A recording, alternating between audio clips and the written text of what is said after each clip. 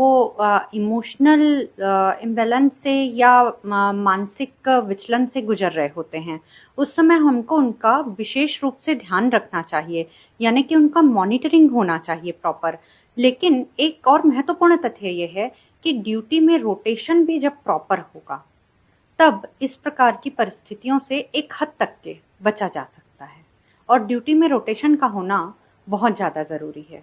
वैसे तो इनको 100 छुट्टियाँ वर्ष में मिलती हैं, परंतु क्या ये छुट्टियाँ इनको मिल पाई हैं या प्रॉपर ये छुट्टियों में जा पाए हैं, या एक बहुत लंबा पड़ाव हो चुका है और ये छुट्टियों में ना जा पाए हों, ऐसी भी बहुत सारी चीज़ों का ध्यान रखा जाना चाहिए।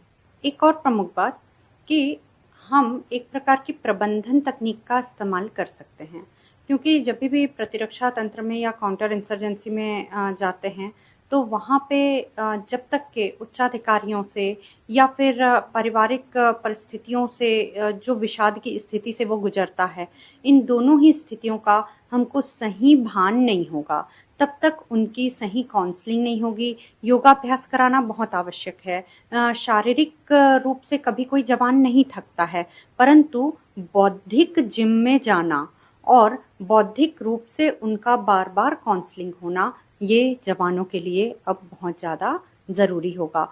देखिए, मानसिक स्थिति जो जवानों की बिगड़ रही है उसके लिए जो उनका फोर्स है वो तत्पर रहता है, पर अभाव जो है वो मैन पावर का है। पूरे हिंदुस्तान में लगभग 6000 साइकाइट्रिस्ट हैं। दूसरा ये है कि रेगुलर उनका मानसिक विश्लेषण बहुत ज़रूरी है। जैसे उनका फिज़िकल एग्जामिनेशन होता है, वैसे मानसिक विश्लेषण भी बहुत आवश्यक है। तीसरी बहुत ज़रूरी चीज़ जो हम देखने को मिल रही है कि उनका वर्किंग आवर जो रहता है वो बहुत इरेटिक रहता है। शिफ्ट वाइज ड्यूटी रहती है, रात में नींद पूरी नहीं होती और बहुत अलग अलग टेरेन्स पे उनको काम करना पड़ता है, जहाँ वर्कलोड बहुत ज़्यादा और जिम्मेदारी पूर्वक रहता है। उनका हाईली विजिलेंट रहना पड़ता है उनको।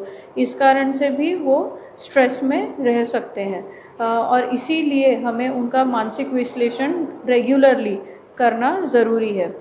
जो दूसरा एक चीज़ सामने आता है कि इस जो ये फोर्सेस हैं, उनमें नशे की जो प्रवृत्ति है वो भी काफ़ी हद तक पाई जाती है, जिसका असर उनके मानसिक स्वास्थ्य पर पड़ सकता है।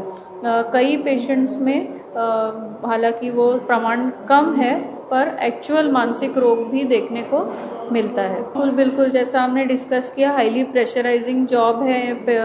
जो हमारे पैरामिलिट्री फोर्सेस हैं, मिलिट्री फोर्सेस हैं, उनका बहुत प्रेशराइजिंग जॉब है। परिवार से बहुत ज़्यादा दूर रहना, संपर्क में नहीं रहना, तो जो अपना काम है उसकी जिम्मेदारी तो रहती है, पर परिवार में कोई टेंशन है, कुछ है, छुट्टी ना मिले, परिवारजनों से ना मिल पाए, तो उससे भी उनका जो है एंग्जाइटी या स्ट्रेस बढ़ जाता है। नक्सल प्रभावित क्षेत्र के जवान इसलिए तनाव में रहते हैं क्योंकि उनको समय में छुट्टी नहीं मिल पाता।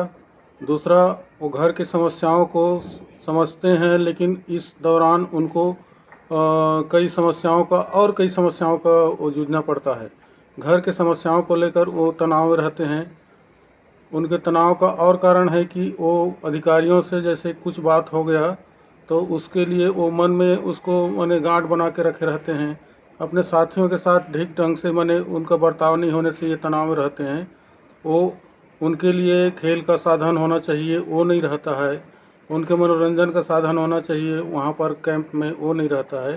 इस कारण वो हमेशा तनाव में रहते हैं और इसी कारण ये अपने विचार को बाहर व्यक्त नहीं कर पाते, तनावग्रस्त रहते हैं। इसके लिए काउंसलर होना ज़रूरी है। इसके लिए उनकी नक्सल प्रभावित क्षेत्र में जो जवान काम कर रहे हैं, ड्यूटी कर रहे हैं, लगातार ड्यूटी में रहते हैं, तो तनावग्रस्त को उनको माने ख़त्म करने के लिए उनको योगा कैंप कराना चाहिए और दूसरी उनके मनोरंजन का साधन का व्यवस्था करना चाहिए। उनको तनावग्रस्त मुक्त को करने के लिए उनको और खेल कूद का आयोजन करना चाहिए।